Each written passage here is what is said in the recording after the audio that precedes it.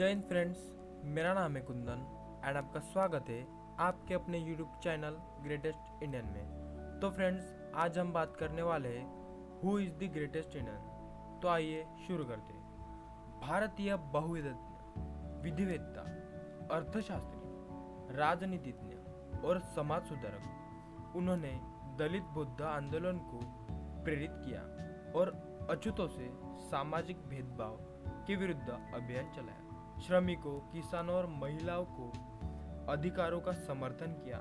वे स्वतंत्र भारत के प्रथम विधि एवं न्याय मंत्री, भारतीय संविधान के जनक एवं भारत गणराज्य के निर्माता, विश्व रत्न, ग्रेटेस्ट इंडियन डॉक्टर बाबा साहब आम्बेडकर।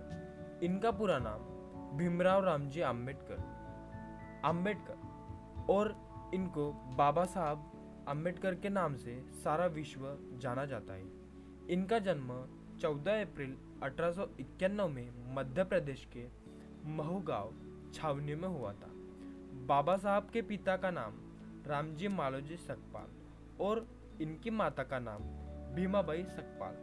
बाबा साहब के पिता सैन्य में सूबेदार थे और बाबा साहब इनकी 14वीं अंतिम संतान थे। उनका पूरा परिवार कबीर पंथों को मानने वाला मराठी मूल का था और उनका वर्तमान महाराष्ट्र के रत्नागिरी आंबडवे का निवासी था। बाबा साहब पहली कक्षा में सातारा शहर राजवाड़ा चौक पर स्थित गवर्नमेंट हाई स्कूल में 7 नवंबर 1900 को अंग्रेजी की कक्षा में उन्होंने प्रवेश लिया। बाबा साहब को विद्या के देवता भी कहा जाता है।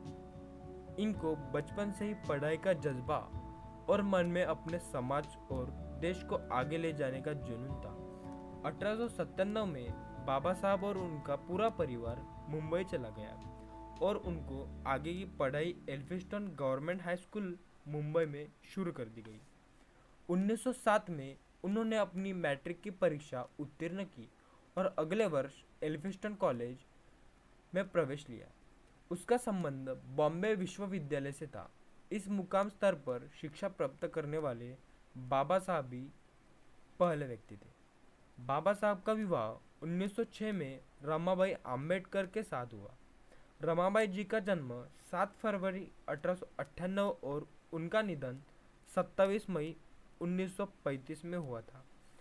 फिर बाबा साहब का दूसरा विवाह डॉक्टर सविता आम्बेडकर जी के साथ हुआ और इनका जन्म 27 जनवरी 1909 और उनका निधन 29 मई 2003 में हुआ। 1913 में बाबा साहब 22 साल की उम्र में संयुक्त राज्य अमेरिका अपने आगे की पढ़ाई के लिए चले गए। वह उन्हें सयाजीराव गायकवाड़ तृतीय द्वारा एक योजना की मदद से न्यूयॉर्क शहर कोलंबिया विश्वविद्यालय में 3 साल किए जाना पड़ा। 1915 में उन्होंने एमए की परीक्षा पास की। बाबा साहब ने कहा था कि छुआछूत गुलामी से भी बदतर है। बाबा साहब बड़ौदा रियासत राज्य द्वारा शिक्षित थे। आखिर में उनकी सेवा करने के लिए तैयार थे। उन्हें महाराजा गायकवाड़ का सैन्य सचिव नियुक्त किया, पर जातिगत भेदभाव की वजह से कुछ ही समय में उनको अपनी नौकरी छोड़नी पड़ी। उन्होंने अपनी इस घटना को आत्मकथा वेटिंग फॉर अ वीज़ा के नाम से वर्णित किया है। भारत सरकार अधिनियम 1919 में भारत के एक प्रमुख विद्वान के तौर पर बाबा साहब को साक्ष्य देने के लिए आमंत्रित किया। इस विषय के दौरान बाबा साहब जी ने दलितों और अन्य धार्मिक समुदाय के लिए उनका स्वयं हक और आरक्षण देने के लिए वकालत की। बाबा साहब का राजनीतिक जीवन 1926 में शुरू हुआ और 1956 तक वो राजनीतिक क्षेत्र में विभिन्न पदों पर रहे। दिसंबर 1926 में शुरू हुआ और 1956 तक वो राजनीतिक क्षेत्र में विभिन्न पदों पर रहे। दिसंबर 1926 में बॉम्बे के गवर्नर ने उन्हें बॉम्बे विधान परिषद के सदस्य के रूप में चुना गया। बाबा साहब बुद्धिमान संविधान विशेषज्ञ थे। उन्होंने लगभग 60 देशों के संविधान का अध्ययन किया था। बाबा साहब को भारत के संविधान के पिता माना जाता है।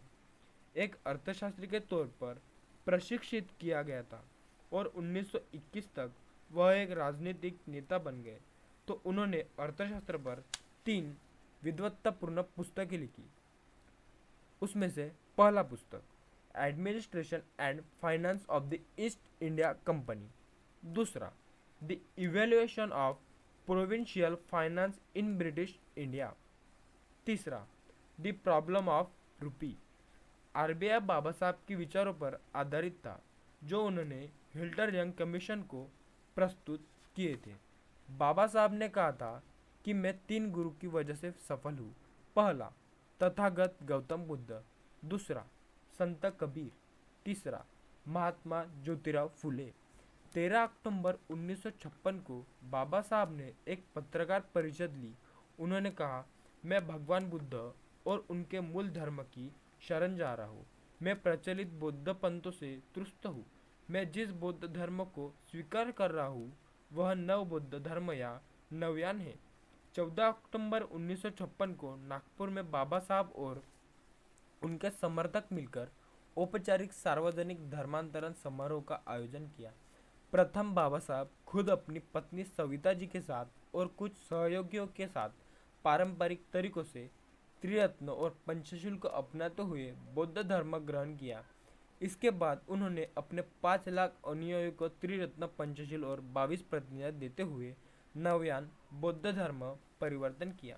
और फिर दूसरे दिन बाबा साहब ने 15 अक्टूबर को 8 लाख अनुयायियों को नागपुर में बौद्ध धर्म की दीक्षा दी और तीसरे दिन 16 अक्टूबर को बाबा साहब चंद्रपुर जाकर वहां उन्होंने 3 लाख समर्थकों को बौद्ध धर्म की दीक्षा दी। इस तरह केवल 3 दिन में बाबा साहब ने 11 लाख से अधिक लोगों को बौद्ध धर्म की दीक्षा दी और भारत को बौद्धमय बनाकर भारत में बौद्ध धर्म पुनर्जीवित किया।